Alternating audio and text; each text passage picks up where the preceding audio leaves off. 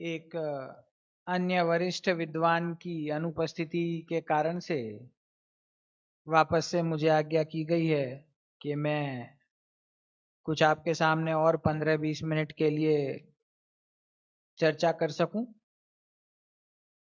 सुबह की हमारी जो चर्चा थी, चूंकि विषय की भी गंभीरता यहाँ इस कार्यक्रम में चल रही है और मैं देख रहा हूं कि आप सभी का मानस भी तैयार हो गया है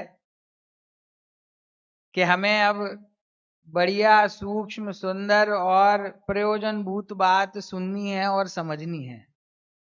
इसीलिए कोई अन्य विषय ना लेते हुए मैं उसी विषय को आगे बढ़ा रहा हूं। चर्चा क्रमांक 9 है, चर्चा चैतन्य की पुस्तक में, और पृष्ठ क्रमांक हम जहां चर्चा कर रहे थे उसके आगे 200 नंबर का पृष्ठ आप स्क्रीन पर दिखा दें।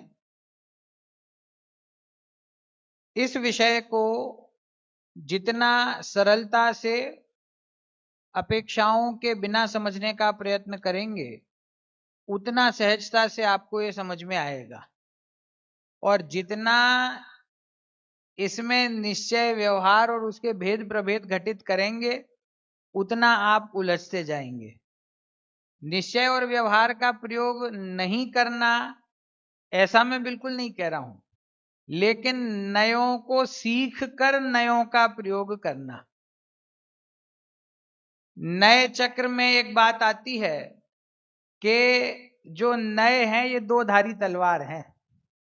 यदि उसको कला को समझने नहीं वाला व्यक्ति, कोई जैसे कोई सिपाही हो और तलवार चलाना ना जानता हो और जबरदस्ती ऐसे ऐसे ऐसे से घुमाए तो दूसरों को तो बाद में नुकसान पहुंचाएगा, पहले अपना गला कट जाएगा।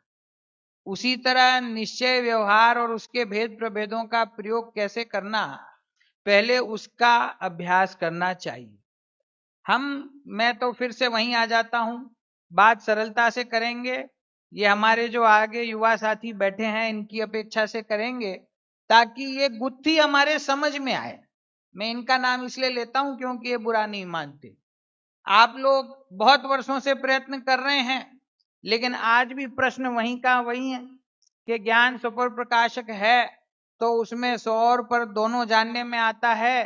तो कोई विद्वान कहते हैं कि स्व प्रकाशक ही है, कोई कहते हैं कि पर प्रकाशक नहीं मानोगे तो मिथ्या दृष्टि हो जाओगे, कोई कहेंगे कि पर प्रकाशक नहीं मानोगे तो केवली भगवान का ज्ञान मिथ्या हो जाएगा।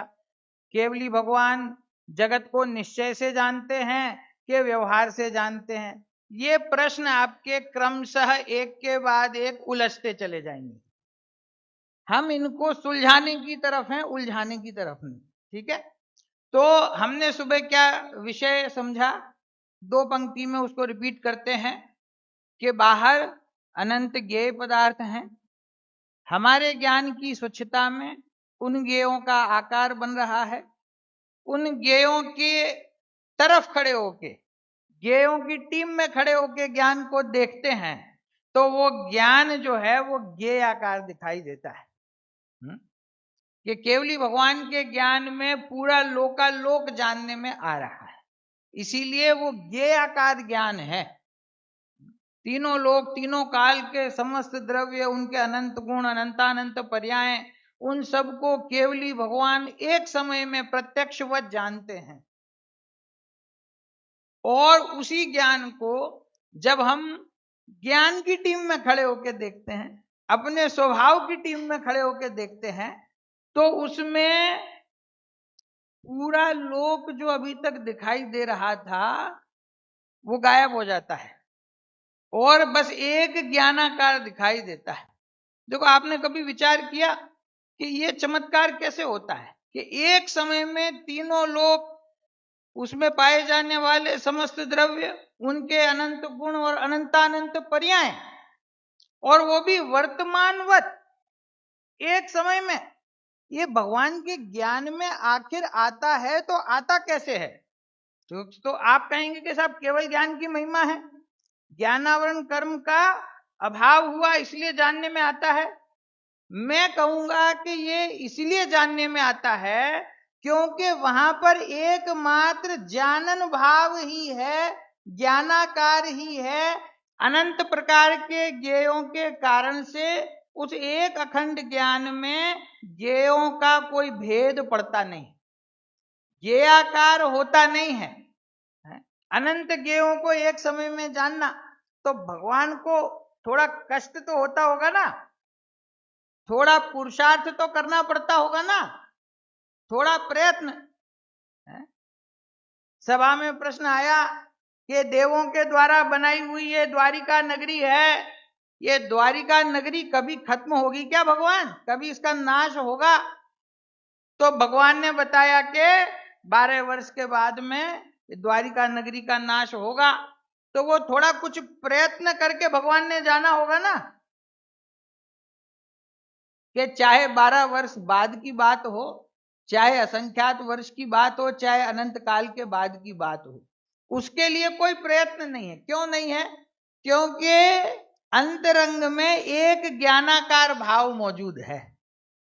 उस ज्ञानाकार में समस्त ज्ञेय अंतर्भूत हो गए हैं और वो ज्ञानाकार निरंतर भगवान उसको जान रहे हैं। इसीलिए जितने भी ज्ञेय हों, 1 हो, 10 हो, 100 हो, 1000 लाख अनंत, कितने भी ज्ञेय हों, उन ज्ञेयों के कारण से ज्ञान में कोई खंड नहीं है। समझने की बात अब यह है कि वो जो ज्ञेय ज्ञान में जानने में आए, उसमें निश्चय व्यवहार को कैसे समझना, परेशानी कहां है? अगला जो महत्वपूर्ण प्रश्न है, जो विद्वानों के बीच में चर्चित है, क्या कि ये ज्ञान ज्ञेय को जानता है, इसको निश्चय कहा जाए कि व्यवहार? केवली भगवान लोकालोक को जानते हैं, ये निश्चय है कि व्यवहार? अभी हम इसकी चर्चा करते हैं, संक्षेप में करेंगे। देखिए प्रश्न क्रमांक 200 है, हेडिंग है राग का प्रतिभास कहना भी व्यवहार है। बाबूजी के शब्द, बाबूजी की भाषा और बाबूजी के भाव मैं सिर्फ पढ़ रहा हूं। राग का प्रतिभास कहना भी व्यवहार है। इसकी अपन पुनः चर्चा करते हैं कि वो राग ज्ञान में नहीं आता, क्योंकि वो सदा से न्यारा ही है। वो राग, अभी तो एक मैंने सुबह बताया था ना, 2 प्रकार के ज्ञेय हैं। एक तो ये स्थूल ज्ञेय हैं, परद्रव्य जो दिखाई दे रहे हैं, और एक सूक्ष्म ज्ञेय हैं, राग आदि भाव। तो अब ये पदार्थ तो मेरे ज्ञान में प्रवेश नहीं करता, इतना तो अपने को ख्याल आता है। इस पदार्थ का मेरे ज्ञान में प्रवेश है नहीं है, और मेरे ज्ञान का इस पदार्थ में प्रवेश है ये नहीं है। क्यों नहीं है? कोई बताएगा मुझे? ये मेरे ज्ञान में प्रवेश क्यों नहीं कर सकता ये पुद्गल? ये भाई बहुत सरल है। ये 2 द्रव्यों के बीच में एक वज्र की दीवार है, ये उसको कैसे क्रॉस करेगा? एक अत्यंता भाव नाम की एक नहीं दिखाई देने वाली वज्र की दीवार मौजूद है, उसको कोई द्रव्य तोड़ नहीं सकता। तो यह द्रव्य मेरे ज्ञान में नहीं आ सकता और मेरा ज्ञान इसमें नहीं जा सकता। तो आप कहोगे ये तो स्पर्श करने की अपेक्षा हो गई कि ये मेरे को स्पर्श नहीं करता और मैं इसको स्पर्श नहीं करता, लेकिन मैं इसको जान तो सकता हूं ना। मेरा ज्ञान जो है वो उस ज्ञान के ज्ञेय तो बनता है ना। तो बाबूजी यहाँ पे कह रहे हैं अभी ये जो स्थूल पदार्थ है ना, इसको तो छोड़ ही दो, हम तो राग पे घटित करके बताते हैं कि जो राग है वो ज्ञान में आता है कि नहीं आता। ये साहब हम तो अभी गृहस्थ अवस्था में हैं, थोड़ा थोड़ा ज्ञान है और थोड़ा थोड़ा राग है, कथनचित ज्ञान है और कथनचित राग है। बोलो सही बात है कि नहीं? आप राग आदि से रहित, मैं रंग राग से भिन्न भेद से भी मैं भिन्न निराला हूं। मैं रंग राग और भेद 3 चीजों से भिन्न हूं। कथनचित भिन्न हूं कि सर्वथा भिन्न हूं? देखो ये स्यादवादियों की सभा है, ये कह रही है कि सर्वथा भिन्न हूं। ये स्यादवाद कहां चला जाएगा? अनेकांत कहां चला जाएगा? आपके ज्ञान में राग का प्रवेश है कि नहीं? थोड़ा ऐसा कहो कि कथनचित राग है आत्मा में और कथनचित ज्ञान है, तो थोड़े स्यादवाद की सिद्धि होगी। ये आपने ऐसा कह दिया कि एकांत से मैं तो राग से रहित हूं, वो राग मेरे ज्ञान में आता ही नहीं, ऐसे चलेगा? चलेगा? तैयार सभा है भैया। जहां अपने त्रिकाल ज्ञान स्वभाव की चर्चा करते हैं, उस ज्ञान स्वभाव की अपेक्षा अन्य जितने भी द्रव्य हैं वो सब मुझसे भिन्न है। अभी तो प्रश्न ये है कि वो राग को ज्ञान ने जाना तो उस जानने को निश्चय जानना कहेंगे कि व्यवहार जानना कहेंगे? तो देखो, निश्चय व्यवहार के बारे में आगे बढ़े उससे पहले मैं आपको पंडित प्रवर टोडरमल जी साहब का निश्चय व्यवहार का जो व्याख्यान है वो याद दिला दूं कि किसी द्रव्य का, किसी भाव का, किसी क्रिया का, किसी वस्तु का नाम निश्चय या व्यवहार नहीं है। ठीक बात है, इस पे आप और हम सब एग्री हैं। तो ये जो जानने की जो क्रिया है, ये क्रिया है ना, इस क्रिया में निश्चय और व्यवहार है या नहीं? इस क्रिया को निश्चय कहेंगे कि व्यवहार कहेंगे? क्रिया का घटित होना ना निश्चय है ना व्यवहार। आप उसको किस दृष्टिकोण से देखते हैं, उस दृष्टिकोण का नाम निश्चय और व्यवहार है, कोई वस्तु का नाम निश्चय व्यवहार नहीं। एक प्रकरण में वहां शिष्य प्रश्न कर रहा है कि पंडित जी साहब, श्रद्धांत तो जैसा निश्चय कहता है वैसा रखें और जो क्रिया है वो व्यवहार रूप रखें, तो हमारे दोनों मार्ग बराबर सध जाएंगे कि नहीं सध जाएंगे? सैनिक जी भाई साहब, आपका आने वाला विषय है ना, क्या है? सम्यक की भूमिका। क्योंकि भूमिका कैसे बनेगी कि देखो, आत्मा की बात है सब निश्चय की बात, इसका तो करें श्रद्धांत क्योंकि निश्चय की है, और जो हमारी क्रिया है उसको रखें व्यवहार रूप, तो हमारे तो दोनों निश्चय व्यवहार रूप मोक्ष मार्ग सिद्ध हो जाएगा कि नहीं? तो पंडित जी साहब ने क्या बढ़िया जवाब दिया है कि भैया, निश्चय का निश्चय रूप श्रद्धान और व्यवहार का व्यवहार रूप श्रद्धान रखना, और ये जो क्रिया में तुम व्यवहार लगाते हो ना, तो क्रिया में तो व्यवहार का कोई प्रयोजन ही नहीं है। क्रिया में व्यवहार नॉट एप्लीकेबल, क्रिया में निश्चय नॉट एप्लीकेबल। क्यों?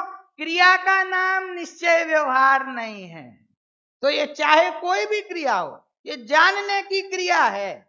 ज्ञान ने राग को जाना, ज्ञान में राग जानने में आया, ज्ञान में राग प्रतिबिंबित हुआ, ज्ञान में राग प्रतिभासित हुआ। मैं जानबूझ के 4 शब्द बोलता हूं ताकि शब्दों में ना उलझे।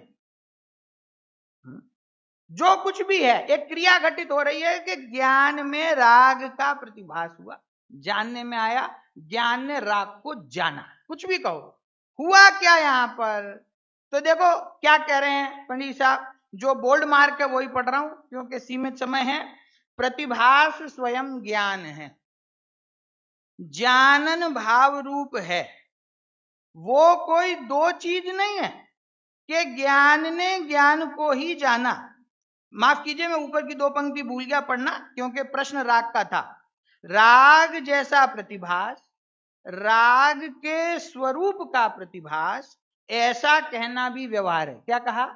ये ज्ञान में राग का प्रतिभास होता है, ऐसा कहना भी व्यवहार है, क्योंकि वो असल में राग का स्वरूप नहीं है। वो तो ज्ञान ने ही, ये पंक्ति पढ़ना आप ध्यान से, वो तो ज्ञान ने ही राग जैसा, राग को जैसा जानकर और अपना स्वरूप तैयार किया है। वो अपनी पर्याय का स्वरूप है। तुम उस ज्ञान की पर्याय में राग को देखते हो। गुरु कहते हैं कि वो ज्ञान की जो पर्याय है उसको ज्ञान रूप क्यों नहीं देखते? उस ज्ञान में क्या जानने में आ रहा है इस पर तो तुम्हारा ध्यान है, पर वो जानने वाला ज्ञान किसका है उस पर ध्यान नहीं है। श्रीमद् राजचंद्र जी का वाक्य है कि घटपट आदि ज्ञान में जानने में आते हैं, इसीलिए इनको तो मानता है, इनको तो स्वीकार करता है कि ये वस्तु है। लेकिन जाननार ने जान नहीं केऊ कहिए ज्ञान, ये जो जानने वाला है उसको ही तेरा ज्ञान नहीं जानता है, तो फिर इस ज्ञान को ज्ञान कौन कहेगा? तो ये जो राग आदि का प्रतिभास ज्ञान में है, ये व्यवहार का कथन है। क्यों व्यवहार कहा? क्यों व्यवहार का? कारण समझते चलना, अपेक्षा समझते चलना। क्या कहा कि ज्ञान ने जैसा राग को जाना, वो राग को जो ज्ञान ने जाना, वो ज्ञान ने राग को वैसा जानकर अपना स्वरूप तैयार किया है। वो ज्ञान में जो राग दिखता है ना, वो राग नहीं है, वो ज्ञान का स्वरूप है। ज्ञान में देखो स्थूल पदार्थ तो गिना ही नहीं, टेबल कुर्सी माइक, इसका जो आकार बनता है तो हमको ऐसा लगता है कि वो ये आकार हुआ। अब ये जो राग जानने में आया तो राग का क्या आकार बनता है? राग का आकार कैसे बनता है ज्ञान में? राग का आकार क्या है? तो यहां पे राग के आकार का मतलब है जानन भाव। जानन भाव, और जो जानन भाव है वो हमारा है। राग में तो ज्ञान शक्ति है नहीं, ज्ञान शक्ति तो मेरे अंदर है। तो मेरी शक्ति से वो राग आदि जैसा प्रतिभास मेरे ज्ञान में बना। तो ज्ञान की शक्ति से, ज्ञान के कारण से, ज्ञान के आधार से ऐसी जानने रूप पर्याय प्रकट हुई, लेकिन हमने उसमें उस जानन पर्याय को नहीं देखा, ज्ञान को नहीं देखा, ज्ञायक को नहीं देखा, हमने देखा किसको? राग को। एक प्रसिद्ध सूरदास जी का भजन है, कृष्ण जी के बारे में है। जब वो छोटे थे तो वो अपनी माता जी से जिद कर रहे हैं कि मैया मैं तो चंद खिलौना ले हूं। कि सरोवर के किनारे बैठे हैं महल में और उसमें चंद्रमा का प्रतिबिंब पड़ रहा है, और वो जिद कर रहे हैं कि मम्मी मेरे को तो ये जो ये चंद्रमा है ना, ये तालाब के अंदर, ये चंद्रमा मुझे चाहिए। तो माँ ने हंस के टाल दिया कि बेटा वो चंद्रमा नहीं है। कि नहीं मम्मी वो दिख रहा है सामने, आप कहती हो कि चंद्रमा नहीं है, मुझे तो ये ही चंद्रमा चाहिए। जिद पकड़ते हैं कि यदि आप ये चंद्रमा मुझे नहीं दोगी तो मैं बालों की चोटी नहीं बनवाऊंगा आपसे, तो मैं जमीन पे लौट जाऊंगा। ऐसा भजन है, समझ में? तो जब माता हार गई, 1 मिनट में समाप्त करता हूं, माता जी हार गई तो बोली ठीक है बेटा, इसको नाव में बिठा के ले जाओ और ये चंद्रमा इसको दिला दो। तो नाविक ले गया, चंद्रमा को पकड़े तो पकड़ में ही ना आवे, पानी में पकड़ में आए कैसे? वहां पे है।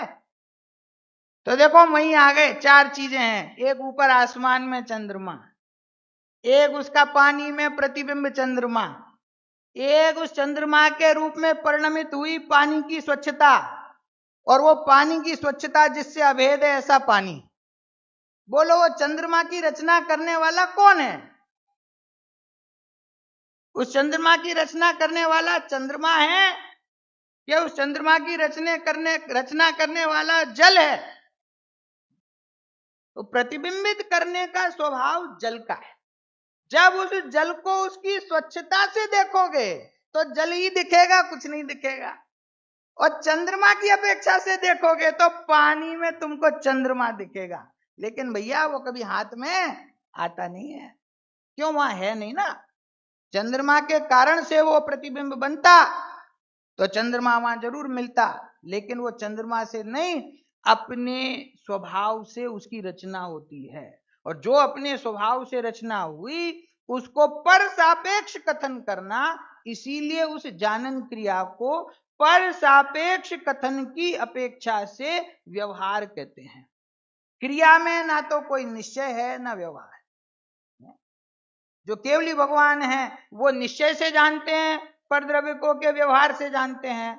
तो भैया सब सुधी श्रोता हैं, एक बात बता दो, केवल ज्ञान प्रकट होने के बाद बाकी और कितने ज्ञान रह जाते हैं केवली भगवान को? मति ज्ञान है, श्रुत ज्ञान है, श्रुत ज्ञान नहीं है तो श्रुत ज्ञान के अंश हैं, नय है, निश्चय व्यवहार है, मुख्य गौण की व्यवस्था है, कुछ नहीं। तो ये निश्चय व्यवहार जो केवली पे तुम घटित करते हो, ये तो हमारे समझने के लिए है। सुबह आदरणीय भाई साहब ने कही थी ये बात कि ये तो हमारे समझने के लिए है कि उनके ज्ञान में जो लोकालोक जानने में आ रहा है उसकी व्यवस्था क्या है। मेरे ज्ञान की परिपूर्ण प्रकटता, इसका नाम केवल ज्ञान है निश्चय से। और लोकालोक को जानने वाला केवल ज्ञान, ये व्यवहार से कथन है। क्यों व्यवहार से कथन है? क्योंकि पराश्रित कथन है, पर सापेक्ष कथन है, इसीलिए व्यवहार। वो झूठा है, वो जानते नहीं, जानने में आता नहीं, ऐसा नहीं कहना चाहते हो आप। अब कोई कहे, आधी पंक्ति में समाप्त करूंगा आधे मिनट में, कोई कहे कि साहब केवली भगवान तो निश्चय से जानते हैं, अगर आप व्यवहार कहोगे तो सब झूठा हो जाएगा। कि देखो ये पदार्थों की सिद्धि के लिए ऐसा ही कथन किया जाता है कि केवली भगवान लोकालोक को निश्चय से जानते। कैसे जानते? निश्चय से। क्यों? कि यदि ऐसा नहीं कहेंगे तो ये जो बाहर में ज्ञेय पदार्थ हैं इसकी सिद्धि कैसे होगी? निश्चय ने का तो एक ही जवाब है कि ज्ञान में कोई ज्ञेय को प्रवेश नहीं। लेकिन ये ज्ञेय की सिद्धि करने के लिए जो प्रथम व्यवहार का कथन था उसको निश्चय से भी ऐसा कहते हैं कि भैया केवली भगवान तो निश्चय से परद्रव्य को जानते हैं। इसी प्रकरण में 3-4 पृष्ठ आगे बाबूजी के शब्दों में आपको ये बात मिल जाएगी। समय समाप्त होता है और अतिक्रमण में करूंगा नहीं। धन्यवाद। सह संयोग से पुनः गायक जी के वक्तव्य का लाभ प्राप्त हुआ। हमने चर्चा की, बोले कि सुबह की वक्तव्य का कुछ विशेष चर्चा बाकी रह गई है, तो हमने उनसे आग्रह किया, उन्होंने यहाँ पर बसे रखा। आपको जान खुशी होगी कि गायक जी तो निरंतर स्वाध्याय करते ही हैं। जब कोरोना काल चल रहा था उसमें सारे सिस्टम बंद हो गए थे और पहला शिविर लगा जूम के नाम का, देवलाली बाल शिविर। सबसे पहला शिविर जूम के नाम के, स्पेलिंग किसी को नहीं आती थी उस समय। गायक जी, देवांग जी गाला, महेश भाई, जगनेश भाई मुंबई, इन सबके सहयोग से शिविर लगा था। उस समय फिर श्रृंखला लंबी हो गई, भाई कौन कौन कहाँ दृष्टिकोण से बहुत बड़ा शिविर लगा। हमने शिखर महोत्सव मनाया और ऐतिहासिक कार्य संपन्न हुए। उस समय गायक जी से हमारा परिचय विशेष हुआ और सारी ही गोष्ठियों में, सारे ही शिविरों में वे एंकर के रूप में वहां स्थापित होते थे। तब से हमारा बहुत खास प्रेम उनसे हो गया।